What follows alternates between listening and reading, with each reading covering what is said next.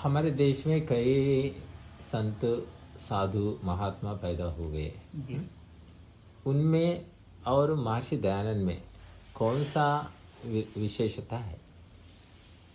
जी बहुत सारे संत पैदा हुए हैं, ऋषि पैदा हुए हैं। महर्षि दयानंद मानते हैं कलि युग से पहले और जो हुए हैं वशिष्ठ, विश्वामित्र और जो महर्षि नारद, कणाद महर्षि, ये सब इनको उच्चा मानते हैं। महर्षि दयानंद अपने अपेक्षा ये तो मेरे से बहुत उच्च कोटि के हैं। ये महर्षि दयानंद का विनम्रता है और सरलता है। लेकिन कोई ऐसा होता है तो वो बोलता है कि मैं महान हूँ, जैसे कबीर, जैसे बाकी लोग हैं मानते हैं, अपने आप को भगवान मानते हैं। लेकिन महर्षि दयानंद ये नहीं मानते थे, मैं तो तुच्छ हूँ, ऐसे इनका विनम्रता है। ये वेदज्ञ बहुत थे महर्षि दयानंद, लेकिन अपने आप को छोटा मानते थे, अभिमान नहीं करते थे, ये ऋषि महान है। तो महर्षि दयानंद अपने हिसाब से कुछ मत पंथ संप्रदाय का गठन नहीं किए हैं। जो सत्य सनातन पवित्र वैदिक धर्म है, अनादिकाल से जो प्रभु का नियम है, उसी को केवल मानते थे। वेद को पढ़ना पढ़ाना और सुनना सुनाना सब श्रेष्ठ जनों का कार्य है, काम है आर्यों का। तो इस वेद को पुनः स्थापना करने के लिए पुनः सब वेदों की ओर लौटो, इस जयघोष को महर्षि दयानंद जी ने किए हैं, दिए हैं।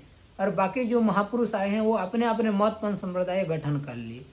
गौतम बुद्ध आए, मान लीजिए कि वो गठन नहीं किए, लेकिन उनके जो अनुयायी हैं उनके नाम में गठन कर दिए।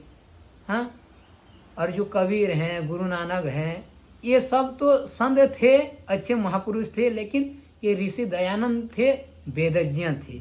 इनका त्याग तपस्या अलग था, ये बहुत तपस्वी थे और जो कहते थे उसी को जीते थे और परम प्रमाण वेद को ही मानते थे।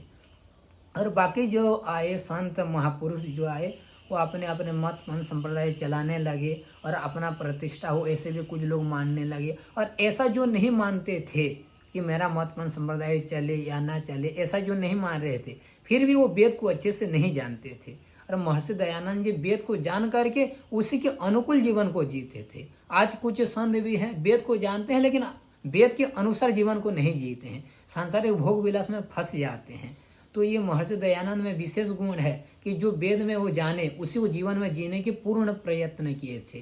तो और बाकी जो है उतना नहीं लगते, जैसे कि गौतम बुद्ध वेद को नहीं मानते थे। वेद में मांस भक्षण भी है, गो बलि प्रथा भी है, हाँ, और विभिन्न प्रकार का पाखंड है, ऐसे सोए रहे थे। क्यों? क्योंकि व्याकरण का अच्छे से अध्ययन नहीं किए थे, अच्छे से नहीं जानते थे।